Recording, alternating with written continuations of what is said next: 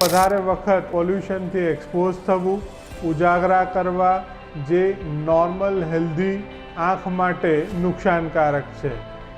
એના માટે થઈ અને જો તમે કોન્ટેક્ટ લેન્સ પહેરતા હો તો આંખને વારંવાર ચોળવાનું ટાળો, આંખને અડવાનું ટાળો, આંખને પાણીથી વારંવાર ધોવાનું રાખો, જેના લીધે થઈ અને પોલ્યુશનને લીધે જે આંખના સરફેસ ઉપર બેક્ટેરિયા, ડસ્ટ અને ડર્ટ જમા થયા હોય એ વોશ થઈ શકશે.